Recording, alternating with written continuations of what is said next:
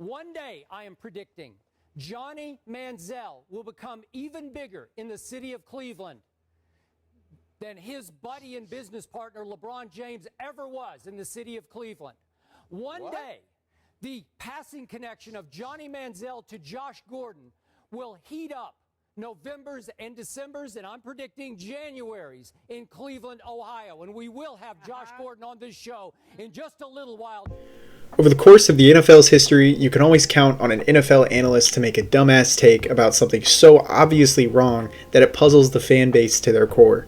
In this video, I'm going to be covering some of those, but not just the basic Colin Cowherd and Skip Bayless ones that you see all the time, but some rarer ones that you probably haven't seen before that are equally stupid, if not more stupid.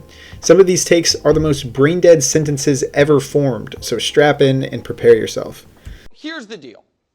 Every option needs to be on the table with the number one pick. Every option. If they love a left tackle, even if the whole media is like, it's got to be Travis Hunter, you got to do it. If they love Travis Hunter, you got to do it. If they want to do what the Bears did 2 years ago and trade the pick for a bounty of stuff, if that's available to them, and it's not available every year, you got to do it. You got to do it. And you also have to deeply and thoroughly investigate or, figure out how much you like Shedeur Sanders and or Cam Ward. And if you feel like this year's QB1 that you can pick, you can decide who it is, you like more than last year's QB3, who you have, then you must shop Drake May. And if as an added bonus, because I know Wilds thinks Drake May is awesome, if the Titans agree with you, who have the number 2 pick, and the Titans are like, listen, we would take Shedeur, but if you guys take him, we like Drake May more than Cam Ward. As an added bonus, you have a chance to truly revamp the New England Patriots by going Shedeur Sanders 1, Travis Hunter 2, Deion Sanders head coach, and say you turned the worst college program around in 2 years. Have a shot at the worst pro program. That has to be something you investigate. And for some reason, Drake May is a sacred cow amongst Patriot fans that the play doesn't demand, nor does the tape. And so it just must be considered and investigated. I agree. This might be the worst take I've ever heard in my life. This has to be some sort of humiliation ritual or something. Keep in mind that this guy gets paid to deliver lines like this on national television.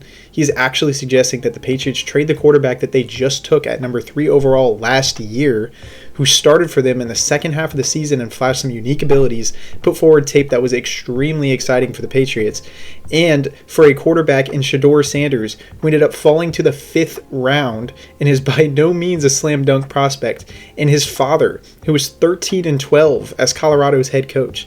The idea that the Patriots should consider trading Drake May alone is ridiculous, as he showcased untapped potential and even looked good in year 1 with no weapons and a poor offensive line in New England and terrible run game. Even the guy next to him there cannot believe he has the balls to be this wrong on live television. Drake May is the future in New England for years to come and was far better prospect than Shedeur ever was coming out of North Carolina. And then to say Coach Prime has reshaped the Buffaloes as if they've won anything yet. It's absolutely awful. And this next take about Joe Burrow is just as equally stupid.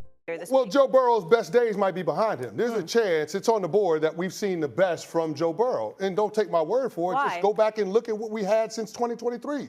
You're talking about somebody that is 5-6 as a starter. You're talking about somebody that had a 52 QBR, 224 yards passing per game, 15 total touchdowns, to 7 total turnovers. And here's the thing, and I know Stephen A is in my ear right now. When it comes to this ligament injury that Joe Burrow has in his wrist, we don't have a lot of information, a lot of track records with quarterbacks coming back from this particular injury. I'm not a doctor. I'm not going to sit here and try to play one on TV, but I will lean on the expertise of Stephania Bell and all of the medical professionals that work here at ESPN who tell me that they are concerned with the accumulative effect of the wear and tear of the season on Joe Burrow's production as we get toward the latter months. Now, here's the thing. When it comes to the Cincinnati Bengals, everybody is willing to dismiss the slow starts that they got out to, right? They're 1-9 in the first 2 games of the regular season since Joe Burrow has gotten there. That's all well and good. But we haven't seen Joe Burrow get through a full training camp healthy until this year. We haven't seen Joe Burrow play in the exhibition season until this year. Both of those things have happened, so presumably we wouldn't get that same slow start. But that's exactly what we saw in week 1 against the New England Patriots. Go.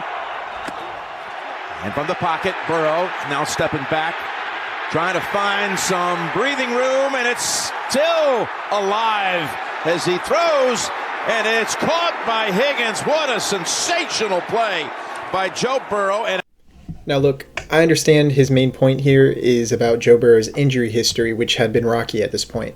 But either way, to say that Joe Burrow's best football could be behind him is the dumbest thing you could possibly say about him. Joe Burrow is 28 years old. He has so much football ahead of him, and the football that he has played up to that point had been absolutely fantastic. This clip comes from the Bengals, from when the Bengals dropped week 1 of the season to the Patriots in a lackluster Burrow performance. And of course, after one shaky performance from Burrow, this guy is ready to throw the towel in on his entire career. It's so quick to judgment, it's unbelievable. Not to mention, this was week 1 of the season, the week where the most mistakes and upsets happen, as they've been away from the field for months. To suggest that the wheels are falling off of Joe Burrow at 28 is the most ridiculous thing you could suggest. Oh, and after this clip, Joe Burrow went on to post the best statistical season of his career, with damn near 5,000 yards, 43 touchdowns to only 9 interceptions. This take aged like milk. This next clip is from a Barstool Sports interview with Dave Portnoy, who puts the guy who makes the terrible take on the spot on air. It's great. We got a guy on the verge of immortality, NFL immortality. He needs 100 yards to break Eric Dickerson's all-time score rushing record. Let's check out what the expert Steve Che said about Saquon Barkley before the season. Play it. I have a bust. It is a guy who has had over 1,005 yards twice in 6 years. He hasn't had over 350 yards receiving in 4 years. He averaged 3.9 yards per carry last year. He's being drafted right now, ADP 4 among running backs. His name is Saquon Barkley. And I understand he's going to a brand new offense, much better line. They're going to run the ball. Saquon Barkley is not that dude. He was drafted with the second overall pick, and This is brutal. General manager at the time. Can you believe it? God, let's gong this. We got 3 guys on the show. He has been great. He had a great rookie year. He goes out on a limb and puts his flag in the stand that Saquon Barkley is going to be a bust. Blame it on Daniel He's Jones, on the verge on of the Brian greatest Dable, season in the history of want. football for a Saquon running Barkley is back. not And a he's one relevant- of the 3 guys on this panel. We can cut that, but to be wrong like that. At least this guy can actually sit there and laugh at his bad take and take the criticism for it. So I can give him credit for that. But wow, to call yourself a fantasy football expert and be that wrong is kind of insane. I think pretty much everybody knew that Saquon was going to blow the league up this season if he were to stay healthy behind that Eagles offensive line. This is the same offensive line that led Miles Sanders, yes, Miles Sanders, to a 1,200-yard rushing season and earned him a massive contract with the Carolina Panthers. And DeAndre Swift, who is a little bit better than Miles Sanders in all fairness, but he also had 1,000 yards behind that offensive line as well. Saquon is immensely talented, and I think most everybody who knows football saw a breakout year coming, except for this guy, apparently. Just goes to show you not to worship everything these experts say about your fantasy draft, as they can totally be wrong too. Saquon being a bust even back then was totally laughable. Thanks for watching.